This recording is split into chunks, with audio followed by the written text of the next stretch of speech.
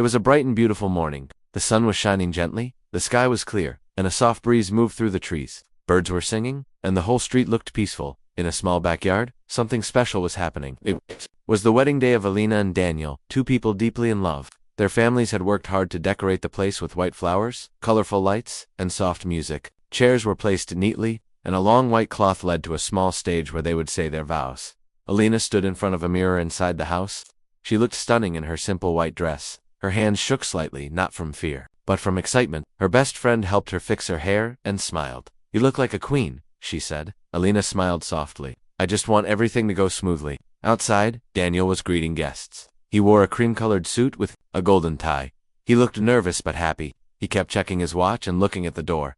"Is she ready yet?" he asked Alina's brother, who laughed and said, "You'll see her soon." Everyone was smiling. Children played in the corner. Grandparents sat under umbrellas, enjoying the cool air. The smell of fresh flowers, mixed with soft music, made the moment feel magical, but not everyone was happy. Across the fence, in the house next door, an older woman stood behind her curtain. Her name was Mrs. Thompson. She was known as the mean neighbor. No one ever saw her smile. She didn't like noise. She didn't like people, and most of all, she didn't like change. From her window, she watched the wedding guests laughing and hugging. Her lips tightened. She turned to her cat and muttered, "Look at them. Loud, messy, and no respect for others." The music got a little louder as the bride was getting ready to walk out. People clapped and cheered.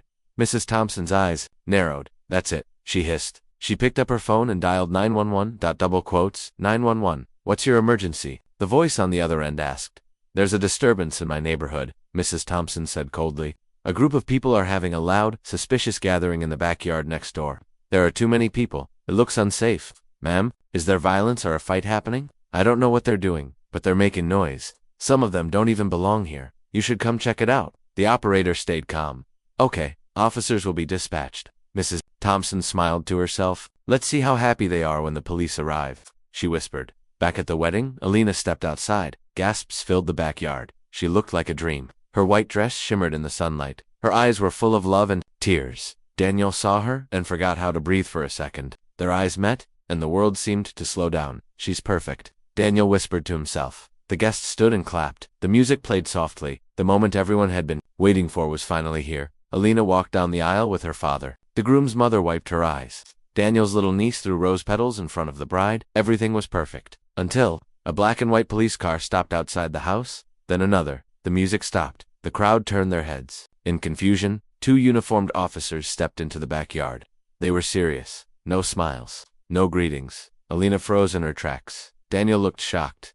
"Is this some kind of prank?" Someone whispered. "No. Those are real cops," another guest said nervously. Mrs. Thompson stood at her window, watching like a villain in a movie. The officers looked around. Everyone stared in silence. One of them, Officer Malik, stepped forward. "Who's in charge here?" he asked loudly. Alina's father stepped forward. "I am, sir. Is there a problem?" "We received a complaint from a neighbor." "Loud noise? Suspicious gathering?" Alina's father looked confused.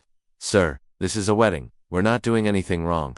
The officer looked around again. He saw children, elders, and happy faces. But still, he remained calm and professional. "I understand, sir. But we need to check things out," he said. Alina stepped forward slowly, her heart beating fast. "This is my wedding," she said softly. "Please, we've done everything. Legally, we got permission. We have the permits." Officer Malik turned to her. He looked at her face closely, and suddenly, something changed. He blinked. His face slowly went from cold to confused. "Wait, are you Alina Rahman?" he asked. Alina's eyes widened. "Yes. How do you know my name?" The other officer leaned in. "Something wrong." Officer Malik didn't answer. He kept looking at Alina. The guests looked around, whispering, "Why is he acting like that? Does he know her? Is something going on?" Daniel stepped next to Alina. "Is everything all right, officer?" Officer Malik nodded slowly, but didn't say anything yet. He turned away and whispered something to his partner. They both walked toward their car. The guests were left standing in silence. Alina held Daniel's hand tightly. Mrs. Thompson, watching from her house, looked confused. This was not the reaction she expected. She picked up her phone again and tried to record the scene, hoping to catch something she could use against them later. But deep inside, she was also wondering the same thing. Who exactly is this bride? And why did the police suddenly look shocked after seeing her face? Something wasn't right. Something was about to be revealed. And what was supposed to be the happiest day of Alina's life had just taken a very dark turn. The wedding was frozen in silence. Alina stood on the aisle, her white dress gently moving in the breeze, her hand still holding Daniel's. Guests looked at each other in confusion. Children stopped playing. Even the birds seemed quiet now. 2 police officers stood near the edge of the backyard. One was tall with a serious face, the other younger but tense. Officer Malik, the older one, kept glancing at Alina with an expression no one could understand. Mrs. Thompson, from behind her curtain, watched eagerly. She waited for the moment when the police would stop the wedding, maybe even arrest someone. In her mind, she had already won. That'll teach them to throw loud parties, she whispered to herself. But things weren't going the way she expected. Officer Malik turned to his partner. I need to confirm something, he said quietly. Then he walked slowly toward the car and opened the back door. He took out a brown folder. Inside was a photo, slightly faded but still clear. He stared at it, then looked back at Alina. It was the same face. Younger, yes, but the same gentle eyes. He took a deep breath and whispered, It's her. Daniel gently squeezed Alina's hand. Are you okay? He asked softly. I don't know what's happening, she whispered. Why did he ask about my name? Before Daniel could reply, Officer Malik returned. He stood in front of the couple. His voice was calm but firm. Miss, I need to speak with you for a moment. Privately, Alina nodded nervously. Can Daniel come too? Yes, the officer said. Just the 2 of you. The 3 walked to the side of the house, out of the crowd's view. The guests began whispering among themselves. What's going on? Did something happen in her past? Why do the police want to talk to her in private? Alina's parents looked worried. Daniel's mother sat down slowly, feeling dizzy. Someone handed her water back inside the house. Officer Malik looked directly at Alina. I need to ask you something very important, he said. Okay, Alina replied, her voice shaking. Were you? About 10 years ago, near Greenridge Highway, during a car accident, a rainy night, a child stuck in a car. Alina froze, her lips parted, but no words came out. How do you know about that? She asked quietly. Daniel looked at her, in shock. What accident? Officer Malik continued. That child? That was my son.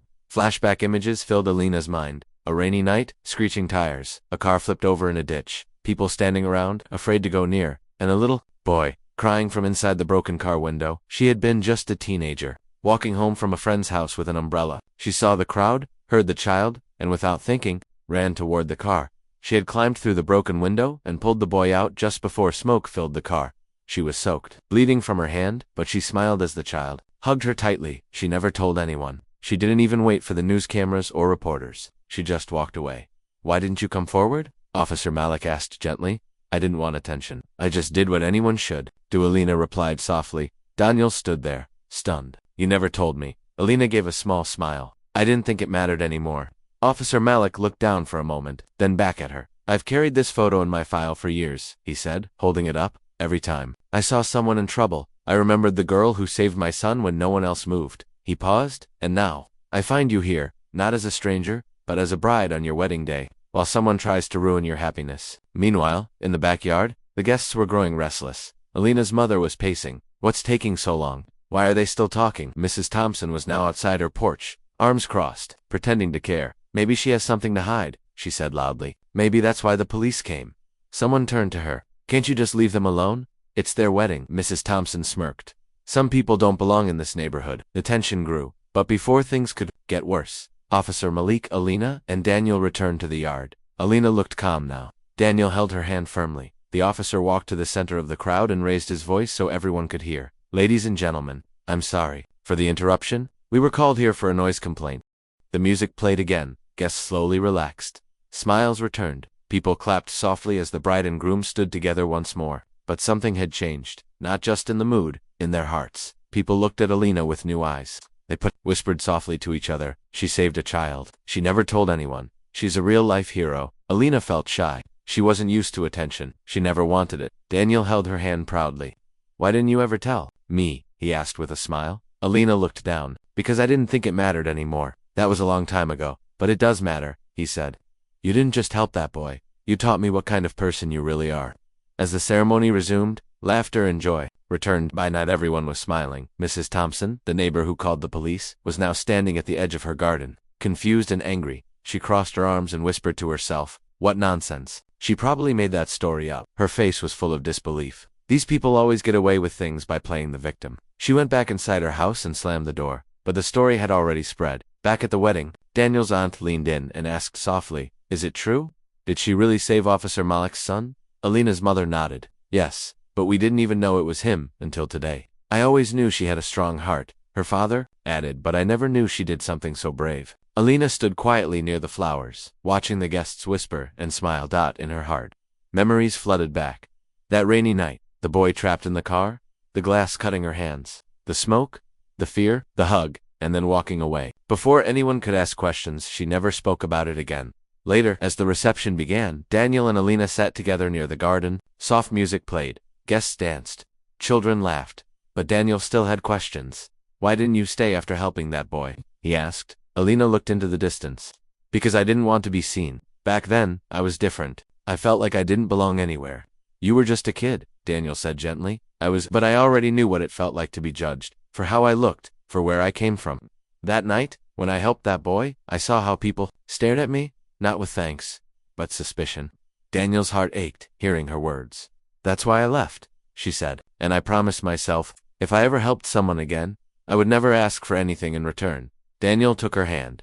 "You didn't ask for anything, but today you got everything. Respect, love, and truth." Not far from them, Officer Malik sat in his parked car, watching from a distance. His partner looked at him. "Are you okay?" Malik nodded slowly. "I never thought I'd see her again. You really remember her from that night?" "I could never forget," Malik said. "My son was only 6. He was stuck in that car. People just stood there, scared, useless. But she, a teenage girl, ran in without thinking twice." He looked down at his hands. "She carried him out in the rain, bleeding, crying. She didn't wait for praise. She just disappeared. I looked for her for years. All I had was a blurry photo. I checked hospitals, schools, even news reports. Nothing." His partner asked, "And today you found her as a bride." Malik smiled, "And now I know. She didn't want to be found." Inside the house, Alina's grandmother sat with her walking stick, smiling proudly. "She's just like her grandfather," she whispered. "Strong, quiet, always helping others, never asking for anything." Her sister, sitting next to her, nodded. "She's always had that fire in her. Soft face, brave heart." But outside the fence, Mrs. Thompson was not done. She had recorded everything.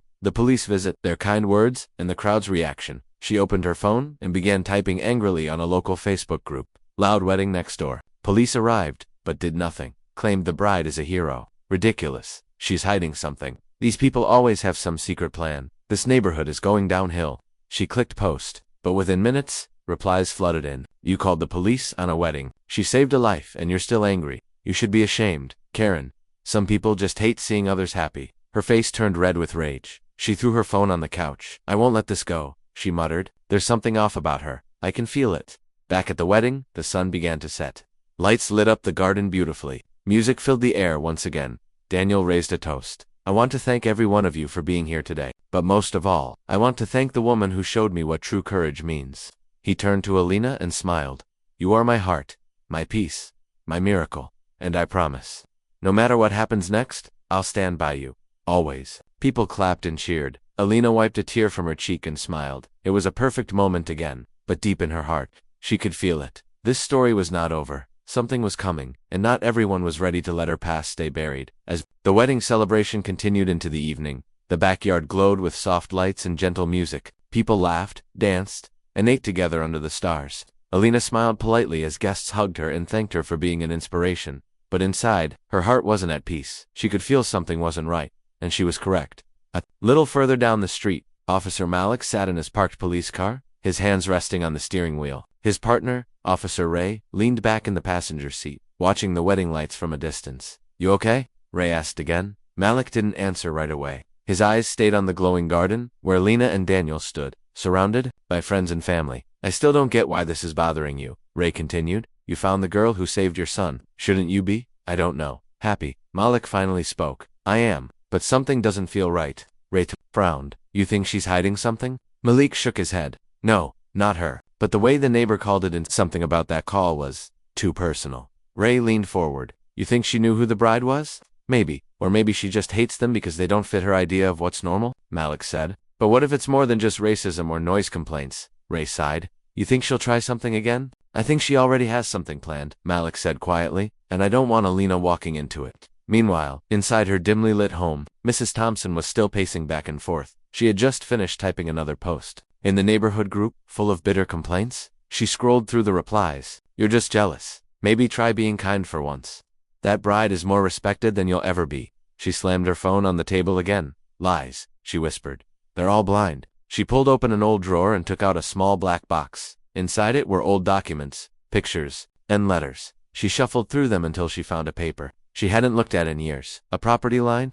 Map from when she bought her house? She stared at the lines drawn in faded ink, then she smirked. This might come in handy, she said to herself. Back at the wedding, Daniel's cousin noticed something. Hey, he said, walking over to Alina and pointing across the yard. Isn't that police car still sitting out there? Alina looked over and saw the two officers, watching quietly from a distance. She turned to Daniel. Why are they still here? Daniel frowned. Let me go talk to them. He walked out to the car, hands in his pockets. Malik rolled down the window as Daniel approached. Is everything okay, officers? Daniel asked politely. Malik nodded. We're just making sure things stay peaceful. Daniel paused. Is there a reason to think they won't? Malik looked up. There's something about your neighbor I don't trust. Daniel sighed. She's been a problem since the day we moved in. Has she ever done anything serious? Malik asked. Daniel thought for a moment. No violence, but she watches us all the time, yells at the kids for laughing. Once, she called animal control on our dog, even though he never left the yard. Malik nodded slowly. If she does anything again, Daniel said, I'll come to the station. Malik shook his head. No, if she does anything again, you call me directly. He handed Daniel a card. Daniel looked at it, surprised. Thank you. Malik simply said, I have a feeling this story isn't over yet. Later that night, after most guests had left and the music faded, Alina and Daniel sat alone on the porch, watching the stars. It should have been a perfect day, Alina whispered. It was, Daniel replied. It still is. She looked at him, but it feels like something is waiting, hiding in the shadows. Daniel gently wrapped an arm around her. Then we face it together, whatever it is. Alina rested her head on his shoulder, but even in the quiet, she felt the weight of Malik's eyes earlier. The way he looked at her, as if he saw danger coming, but didn't know from where. Inside her home, Mrs. Thompson opened her laptop. She began writing an email to the city planning office. The subject line read, Illegal property use and permit fraud.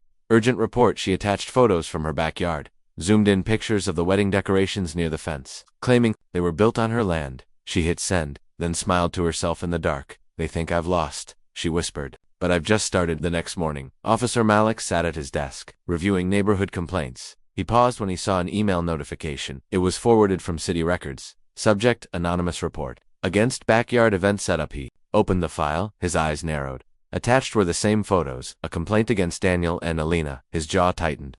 The news spread quietly but quickly. By the next morning, many people in the neighborhood had heard about the wedding, and the complaint that followed. Some were confused, others were angry. A few supported Mrs. Thompson, but most were shocked at what she had done. Why would she report a wedding? She said they built decorations over her property line, but wasn't it just one day? She's just bitter. She can't stand seeing others happy. Alina sat at her kitchen table, holding the letter from the city in her hands.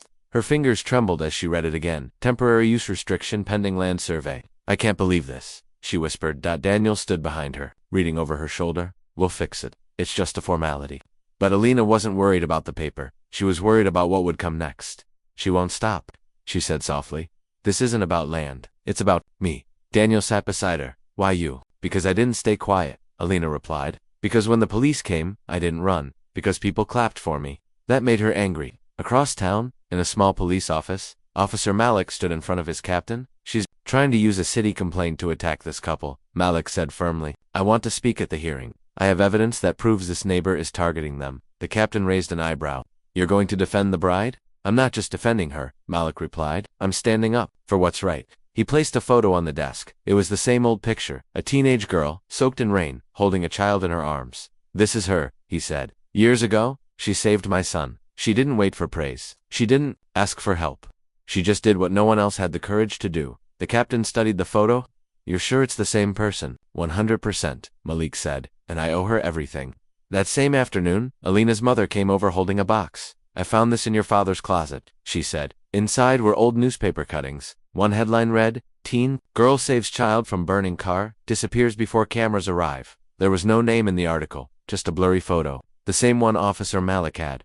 Alina stared at the yellowed page. She hadn't seen it in years. I thought this was gone, she said quietly. Her mother looked at her with pride. We never told anyone because that's how you wanted it. But maybe, it's time people know the full story. Later that evening, Daniel gathered some of their close friends and neighbors at the local community hall. Alina didn't want a big moment, but Daniel had a feeling it was needed. People filled the chairs. Even some who didn't know Alina personally came. Daniel stood at the front. Some of you know what happened at our wedding. Some of you know what's happened since. He held up the newspaper clipping. This is my wife, he said. And this is what she did when she was just a kid. Gasps filled the room. She never told anyone, not even me, because that's the kind of person she is. Quiet, brave, humble. Alina sat in the front row, Looking down, her cheeks warm. But now someone is trying to ruin her name, and I won't let that happen. From the back of the room, Officer Malik walked forward. He stood beside Daniel and held up the same photo, that boy in her arms, he said. That's my son, and if it weren't for her, he wouldn't be alive today. The room was silent, Malik continued. I searched for her for years, and now that I've found her, I won't let someone drag her through the mud because of hate or jealousy. Applause broke out, tears filled Alina's eyes. Back at her home, Mrs. Thompson saw photos from the event online. People were sharing Alina's story. Some were calling her a real-life angel. Others said they were ashamed they never stood up to the neighbor before. Mrs. Thompson slammed her laptop shut. She thinks she can win hearts, she muttered. Fine, let's see what she does when the city rules in my favor. She walked to her backyard, staring at the fence between their properties. She's not a hero. She's just good at pretending. The next day, the city sent a surveyor to measure the property line. Daniel welcomed him kindly. Alina brought him water. The man checked the boundaries and marked some points in the ground. After a long hour, he walked over with a clipboard. You'll be glad to hear, he said. Everything is within your legal line. Nothing crossed. Daniel smiled. So the complaint was false. The surveyor nodded. Completely. Alina let out a breath she'd been holding for days. But before they could celebrate, she asked gently, will she face any consequences? The surveyor looked unsure. Probably not. But at least you've cleared your name. That night, Alina stood outside, looking at the stars. Daniel walked up behind her. Everything's okay now, he said. She nodded. For now? Still worried? He asked. She turned to him. I'm not afraid for myself, but I'm tired of people like her making others feel small. Daniel hugged her gently. Then, maybe this is just the beginning of something bigger. Alina looked up at the sky and whispered to herself, if I was meant to be invisible, then why did the world suddenly see me now? The truth was out. Alina's past, once kept hidden, had now become a light for others to see. Her quiet bravery was finally known, and people had started to speak up, not just for her, but for others like her who stayed silent for too long. But not everyone was happy, and one person in particular was growing more bitter by the hour. Inside her house, Mrs. Thompson paced across her living room. Her curtains were drawn tightly, her phone buzzing every few minutes with notifications. Comments flooded her social media posts. You tried to destroy someone's wedding. Jealous much. You should be ashamed. She deleted the posts. But the damage had been done. Even her neighbor from across the street, Mr. Adams, a quiet man who rarely spoke, came to her fence that morning. You know, he said, holding his coffee mug, I never said this before, but you've always been a problem in this neighborhood. Mrs. Thompson's eyes narrowed. Excuse me? You called the police on a peaceful wedding, he continued. You filed a false report, and you tried to ruin a good person's day. You've gone too far. Then he turned and walked away. For the first time in a long while, Mrs. Thompson had no reply. Later that afternoon, she received an envelope from the city. Her complaint had officially been closed. The letter clearly stated, no violation found, no further action required. But that wasn't the worst part. At the bottom, in bold letters, it said, false or repeated misuse of complaint systems may result in penalties. Mrs. Thompson crumpled the letter in her hands. She could feel her control slipping away. Across the fence, Alina was watering the garden. She saw Mrs. Thompson in her yard and gave a small, polite nod. That Mrs. Thompson turned away without a word, but something inside her burned. How could a girl like her win the love of everyone? How could she, someone from outside, now be praised, while Mrs. Thompson, who had lived here for 30 years, was being ignored? She fooled them. She whispered all of them. Meanwhile, something beautiful was happening in the neighborhood. One by one, people who had stayed silent began speaking up. Mrs. Wilson from 2 doors down brought over a tray of sweets. I never got the chance to say this at the wedding, she told Alina, but what you did, years ago, and what you handled now, it shows what kind of woman you really are.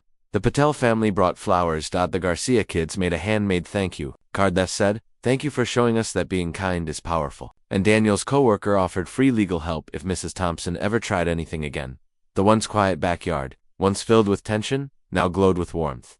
That evening, Officer Malik stopped by again, this time, off-duty, wearing plain clothes. He brought his son with him. The boy, now a teenager, stood quietly behind him.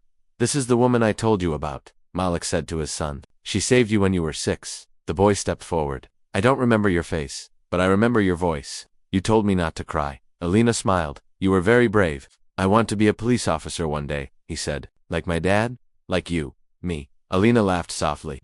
I'm not a police officer, but you were a hero, the boy said. That matters more. Alina's eyes watered. Daniel stood beside her, holding her hand, but even as the neighborhood celebrated her strength, trouble still waited in the shadows. Mrs. Thompson's bitterness had turned into something else now, something heavier, something darker. Late at night, she stood by her window again. She watched the lights in Alina and Daniel's home. She saw the guests, the laughter, the peace, and she whispered, they'll never belong. Not while I'm still here. She picked up her phone and dialed a number. But this time, it wasn't the police or the city, it was someone else. Someone who owed her a favor. I need help, she said coldly. It's not over yet. The next morning, Alina and Daniel received an anonymous letter in the mail. No return address. No name, just 6 words typed in bold on plain paper. You don't belong in this neighborhood.